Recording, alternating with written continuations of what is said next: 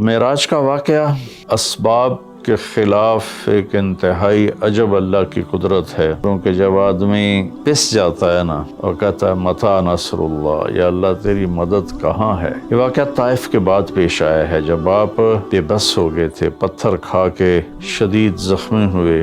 دوسرے فرشتہ وہ پانی لایا زمزم کا، اس سے آپ کے سینے کو صاف کیا، پھر دل باہر نکالا، اس کو چیرا، اسے صاف کیا، اور پھر دوبارہ دل کو رکھ دیا، سینے کو بند کر دیا۔ اب یہ سارا کچھ اپنے ہوش میں دیکھ رہے تھے۔ پھر وہاں سے براق پہ سوار ہوئے، آپ کو سوار کرایا گیا، اور وہ تھوڑا مستی کرنے لگا تو جبریل بولے تو یہ پتہ ہے تیرے اوپر کون سوار ہیں؟ تو اس کے ساتھ ہی وہ ایک دم سر نیچے کر گیا۔ اب اتنی بڑی کائنات کا سفر کر کے واپس تشریف لائے۔ تو اس میں ایک بڑا سبق ہے، وہ یہ ہے کہ اللہ نے اپنے نبی کا ہاتھ پکڑا، اپنی ذات تک پہنچا دیا۔ ہم اپنا ہاتھ اللہ کے نبی کے ہاتھ میں دے دیں تو ہم بھی اللہ کی ذات کے تک ہماری بھی پہنچ ہو جائے گی۔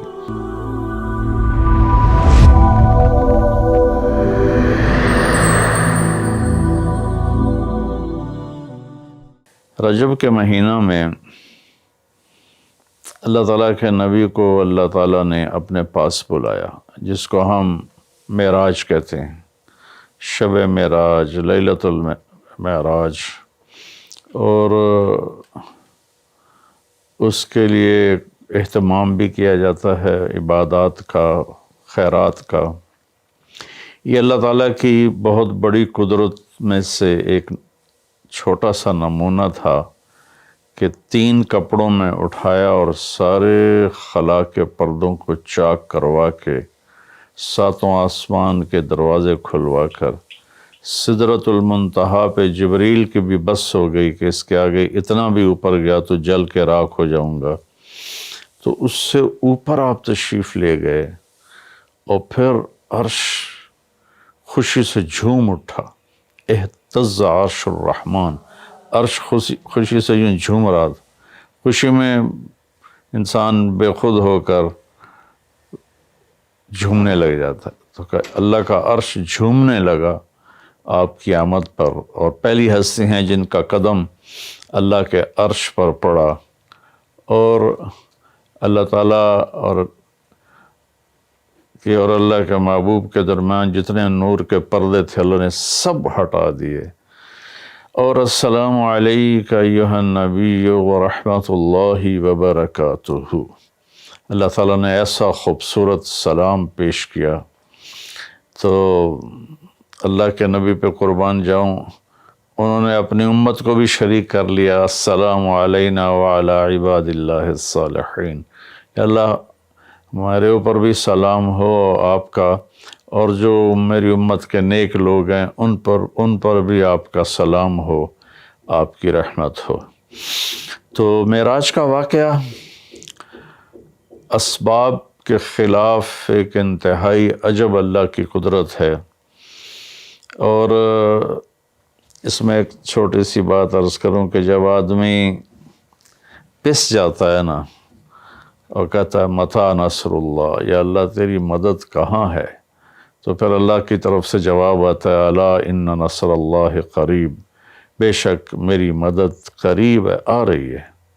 یہ واقعہ طائف کے بعد پیش آیا ہے، جب آپ بے بس ہو گئے تھے، پتھر کھا کے شدید زخمی ہوئے، پھر آپ مکہ تشریف لائے تو باہر ٹھہر گئے، اندر آنے کی آپ کی سکت نہیں تھی، اور آپ نے زید ابن حارثہ کو اخنس بن شریک کے پاس بھیجا کہ مجھے پناہ دو، میں مکے میں داخل ہونا چاہتا ہوں، تو اس نے انکار کر دیا، کہا میں نہیں پناہ دیتا۔ پھر اپنے سہیل ابن عمر کو پیغام بھیجا کہ مجھے پناہ دو، اس نے بھی انکار کر دیا۔ پھر ایک اور عرب کے سردار تھے، ان کو پیغام بھیجا، غالباً صفوان بن امیہ کو پیغام بھیجا کہ مجھے پناہ دو، تو انہوں نے بھی انکار کر دیا۔ تو پھر آپ نے مطعم بن عدی کو پیغام بھیجا، ان کے بیٹے جبیر صحابی بنے، تو مطعم بن عدی کو پیغام بھیجا، تو وہ آپ نے بچوں کو لے کر باہر گیا اور اللہ کے نبی کو اپنے بیٹوں کے ساتھ لے کر مکے میں انٹر ہوا، حرم شریف میں آ کے اعلان کیا آج کے بعد محمد بن عبداللہ صلی اللہ علیہ وسلم میری پناہ میں ہے، انہیں کوئی ٹچ نہیں کر سکتا۔ ابو جہل نے کھڑے ہو کر کہا تم یہ اس کا کلمہ پڑھ کے کہہ رہے ہو یا اپنی سرداری کے زوم پر کہہ رہے ہو، اپنی سرداری کے بلبوتے پر؟ کہا نہیں، میں نے اس کا کلمہ نہیں پڑھا، جو اللہ نے مجھے سٹیٹس دیا ہے اس کی وجہ سے کہہ رہا ہوں۔ کہ پھر ٹھیک ہے، ہم ان کو کبھی ٹچ نہیں کریں گے۔ اس قدر حال سنگین ہو گیا تھا، اور کبھی آسمان کے فرشتے نہیں روئے سوائے دو جگہ۔ ایک دفعہ جب ابراہیم علیہ السلام نے حضرت اسماعیل کو الٹا لیٹایا اور چھری ہاتھ میں اور سر کے بال ہاتھ میں اس طرح، اور یوں آسمان کو دیکھ کے کہا یا اللہ تو مجھ سے ناراض ہو گیا ہے کہ میرے دل میں اسماعیل کی محبت آ گئی ہے۔ اس پر آسمان کے فرشتے زار و قطار روئے تھے۔ اور ایک جب ہمارے نبی کو پتھر پڑے اور پڑھتے پڑھتے بے ہوش ہو کے گر گئے، اس وقت ساتوں آسمان کے فرشتے روئے تھے۔ اور پھر ملک الجبال حاضر ہوا، یا رسول اللہ اجازت ہو تو ان کو ایسے پیس کے سرما بنا کے رکھ دوں، ان اطبق علیہم الاخشبین۔ آپ نے کہا نہیں، لا اللہ ان یخرج من اصلابہ من یوحد اللہ، نہیں، اللہ تعالیٰ ان کی نسل میں ایسے پیدا کرے گا جو اللہ کی توحید کو ماننے والے ہوں گے۔ اس تکلیف کے بعد یہ سفر ہوا کہ 27 رجب کو جبرائیل آئے، آسمان سج چکے ہیں، اور ہماری یعنی زبان میں یا ہمارے رواج میں کہ یا رسول اللہ استقبال کے لیے قطاریں لگ گئی ہیں۔ آپ ان کو لے کر گئے۔ آپ ام ہانی رضی اللہ عنہ، حضرت علی رضی اللہ تعالیٰ عنہ کے گھر میں تھے آپ، تو وہاں سے حتیم میں لے گئے، آپ کا سینہ چاک کیا۔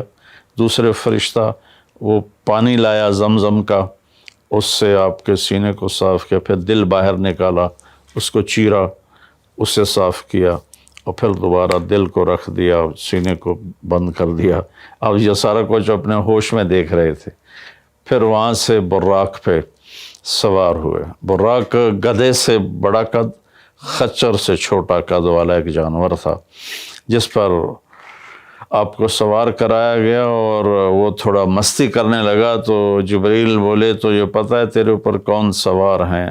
تو اس کے ساتھ ہی وہ ایک دم سر نیچے کر گیا، اور پھر وہاں سے پرواز کی بیت المقدس، اور وہاں آپ نے 2 نفل پڑھے اور ان کو وہیں چھوڑ دیا، اس کو براق کو وہیں چھوڑ دیا۔ وہاں سے پھر سفر شروع ہوا اللہ کی طرف۔ اس سفر کو اللہ نے یوں بیان کیا، سبحان الذی اسری بعبدہ لیلا من المسجد الحرام الی المسجد الاقصی الذی بارکنا حولہ لنریہ من آیاتنا انہ هو السمیع العلیم۔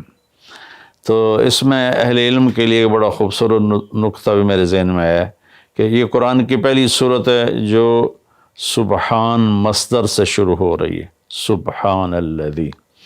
پھر اس کو آگے لے جا کر اللہ تعالیٰ نے مصدر کے بعد فعل ماضی ہوتا ہے تو سبح للہ ما فی السماوات والارض کے ساتھ شروع کیا، تو مصدر آیا، ماضی آیا، ماضی کے بعد مضارع ہوتا ہے، فیوچر ہوتا ہے، مستقبل ہوتا ہے، تو یسبح للہ ما فی السماوات وما فی الارض الملک القدوس العزیز الحکیم۔ پھر اس کے بعد امر کا صیغہ ہوتا ہے، تو سبح اسم ربک الاعلی الذی خلق فسوی۔ یہ قرآن کا اعجاز ہے، قرآن کی خوبصورتی ہے، قرآن کی بلاغت ہے۔ سبحان، سبح، یسبح، سبح۔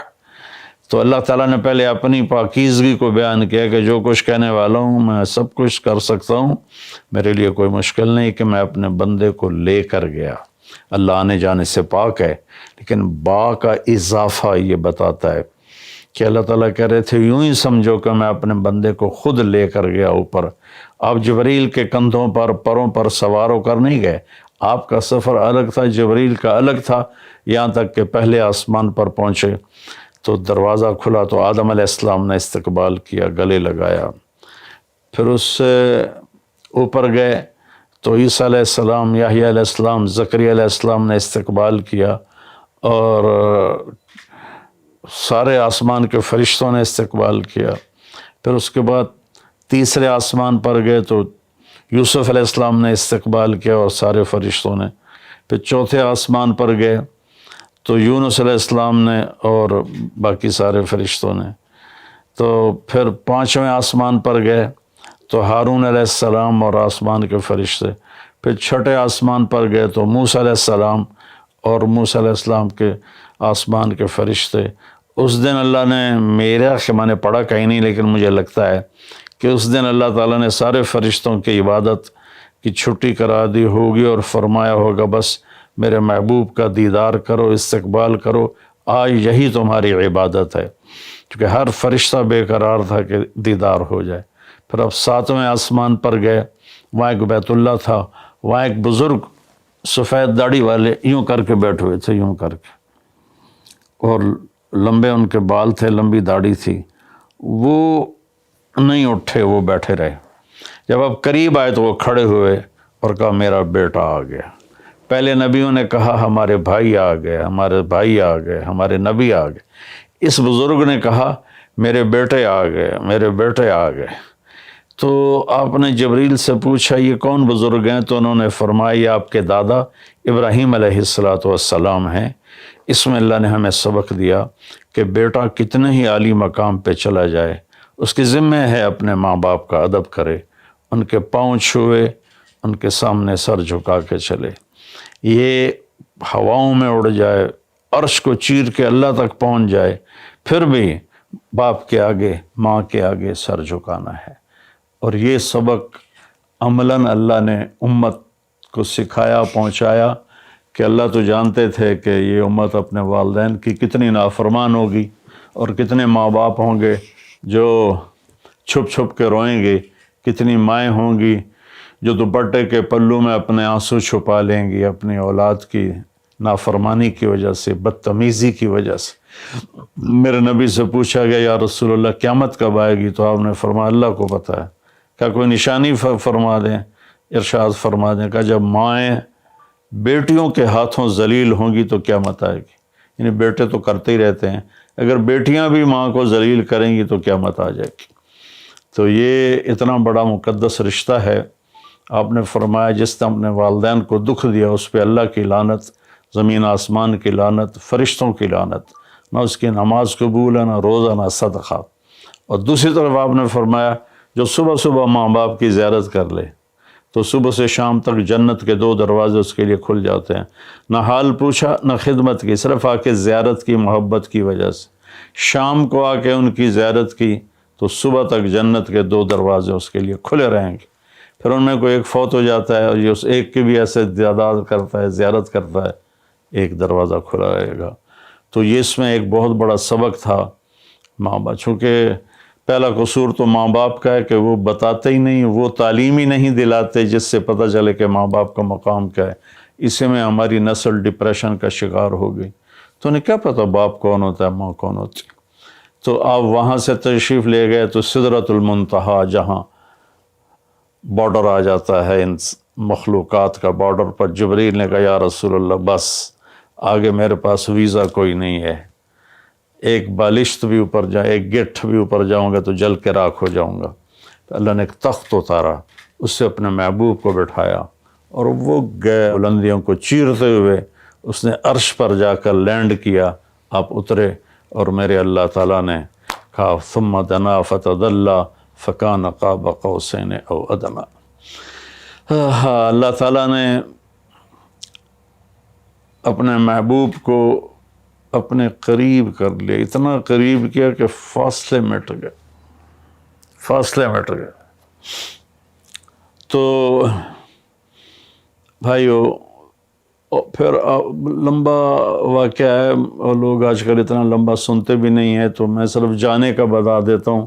واپسی کا بھی پورا ایک کہانی ہے، جنت دکھائی، جہنم دکھائی، جنتی دکھائے، جہنمی دکھائے، سارا کچھ دکھایا، سود خور دکھائے، بے نمازی دکھائے، نمازی دکھائے، اپنے سب کو اپنی آنکھوں سے دیکھا، جہنم کو بھڑکتے دیکھا، جنت کو چمکتے دیکھا، جہنم کو دہکتے دیکھا اور جنت کو مہکتے دیکھا۔ یہ سب کچھ آپ نے اپنی آنکھوں سے دیکھا، اور پھر آپ واپس تشریف لائے۔ تو جب آپ پہنچے تو ابھی رات کا حصہ باقی تھا اور رات گزری نہیں تھی جب آپ اتنی بڑی کائنات کا سفر کر کے واپس تشریف لائے۔ تو اس میں ایک بڑا سبق ہے، وہ یہ ہے کہ اللہ نے اپنے نبی کا ہاتھ پکڑا اور اپنی ذات تک پہنچا دیا۔ ہم اپنا ہاتھ اللہ کے نبی کے ہاتھ میں دے دیں تو ہم بھی اللہ کی ذات تک ہماری بھی پہنچ ہو جائے گی۔ اگر کوئی بڑائی کے سفر طے کرنا چاہتا، بڑا آدمی بننا چاہتا ہے کہ میں تو جی گریٹ مین بننا چاہتا ہوں، میں کامیابی چاہتا ہوں، میں سکسیسفل لائف چاہتا ہوں، تو کامیابی ہے کہ میرا آپ کا اللہ ہم پہ راضی ہو، جب ہم مریں تو وہ ہم سے خوش ہو کر ملے، ہمیں جنت کا پروانہ دے۔ یہ ہے کامیابی۔ یہ نہیں کہ آپ بڑے مالدار بن گئے، آپ امریکہ کے صدر بن گئے، یہ نہیں ہے۔ کامیابی یہ ہے کہ آپ سے مجھ سے اللہ راضی ہو جائے، یہ سب سے بڑی کامیابی ہے۔ تو اللہ تعالیٰ کے نبی کے ہاتھوں میں ہاتھ دے دے تو اللہ تک پہنچائی آسان ہو جائے گی۔ ایک واقعہ سنا کے ختم کرتا ہوں۔ ایک بدو آیا، کہنے لگا ہے محمد، آپ نے کہا جی۔ آپ بدتمیزی کا جواب بدتمیزی سے نہیں، پیار سے دیتے، جی تیری 3 باتیں بڑی عجیب ہیں۔ آپ نے کہا کیا؟ تو کہتا ہم باپ دادے کا دین چھوڑ کے تیرے دین پہ آ جائیں گے، ہم کیوں چھوڑیں باپ دادے کا دین؟ کہا اچھا، اور؟ تو کہتا ہے کہ ہم مر کے مٹی ہو جائیں گے اور پھر دوبارہ زندہ کیے جائیں گے۔ کہا اچھا، اور؟ تو کہتا ہے سورے عرب کو تیری امت فتح کر لے گی، ایران اور یورپ کو بھی تیری امت فتح کر لے گی۔ تو یہ کیسی بچوں والی باتیں کہا، ان کو روٹی نہیں ملتی اور یہ سنا رہا ہے ان کو کہ اس سے کیسر اور کسرا 2 بڑے بلاک تھے اس وقت۔ تو آپ نے مسکرا کے فرمایا انشاءاللہ تیری عمر لمبی ہوگی، تو دیکھے گا کہ سارا عرب و عجم میرا کلمہ پڑھے گا، پھر